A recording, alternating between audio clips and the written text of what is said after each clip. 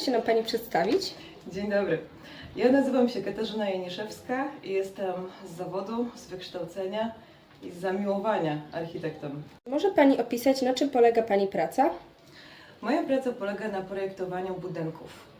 I to jest proces, który się nazywa procesem inwestycyjnym i rozpoczyna się od pierwszego spotkania z klientem, w czasie kiedy on przekazuje swoje potrzeby, często również marzenia, które dotyczą danego budynku. To może być jego własny dom, to może być miejsce pracy, to może być obiekt duży, jak szkoła, przedszkole, szpital czy stadion. Każdy klient ma swoje potrzeby i ten budynek musi na jego potrzeby odpowiadać. Architekt oprócz zaprojektowania tego budynku, zgodnie z wymogami klienta, zgodnie z przepisami, zgodnie z prawem budowlanym, z prawami miejscowymi, jak na przykład miejscowy plan zagospodarowania przestrzennego, musi też zaprojektować ten budynek zgodnie z budżetem klienta. I to są takie wyzwania, z którymi architekt się mierzy na co dzień.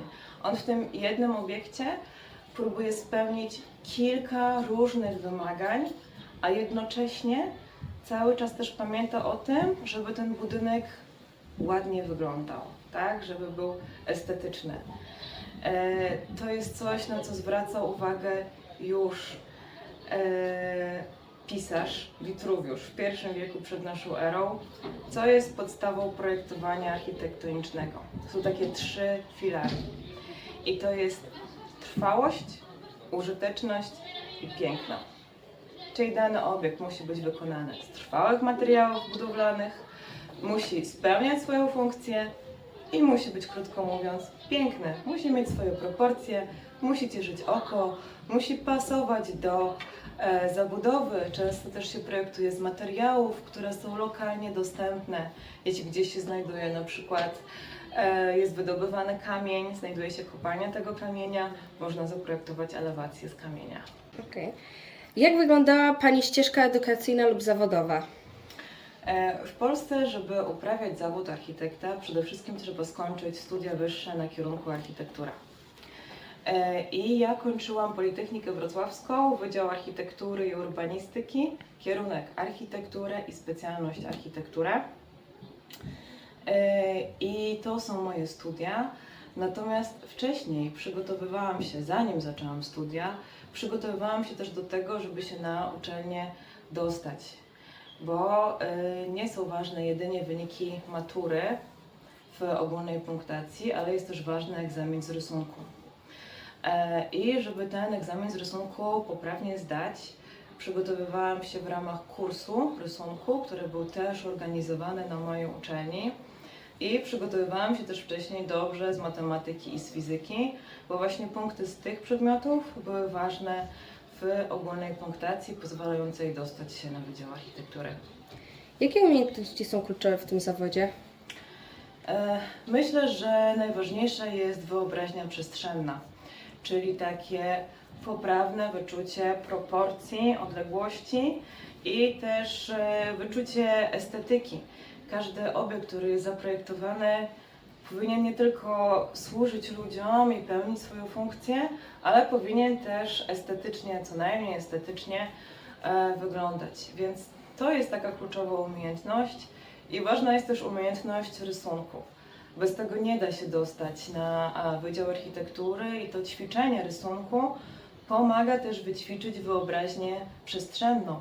W szczególności takie rysowanie na żywo, z natury, obiektów, które się znajdują przed nami, takich w dużej skali jak budynki, zagospodarowanie terenu, różne przestrzenie miejskie, ulice. To jest bardzo trudne, ale to jest potem bardzo potrzebne w takiej codziennej pracy architekta. Jakie są największe wyzwania, z którymi się Pani zmierzyła?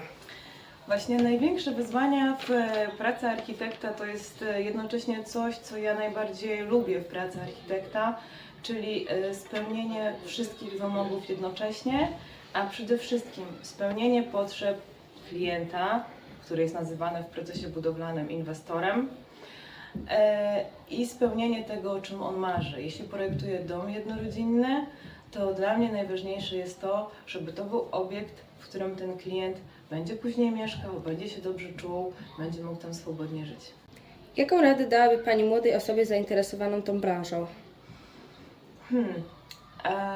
Przede wszystkim ćwiczenie wyobraźni przestrzennej, ćwiczenie rysunku, czyli to jest to, o czym już mówiłam, ale warto też ćwiczyć komunikację interpersonalną, komunikację z ludźmi, bo praca architekta polega też na tym, że codziennie się stykamy z ludźmi z różnych branż. To mogą być klienci, inwestorzy, ale architekt zajmuje się też nadzorowaniem całego procesu budowlanego. Proces budowlany to jest cały proces powstawania danego budynku. Od pierwszego spotkania z klientem, wtedy kiedy on przekazuje właśnie te swoje pierwsze wymogi, marzenia często co do danego budynku, przez cały proces projektowania, zdobywania pozwolenia na budowę, które jest niezbędne, żeby dany obiekt wybudować, i przez jego budowę. Architekt się też zajmuje nadzorowaniem budowy i sprawdza, czy dany budynek został wybudowany zgodnie z projektem i czy też budowa jest prowadzona w sposób bezpieczny.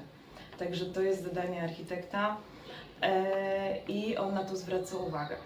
Dobrze, dziękuję.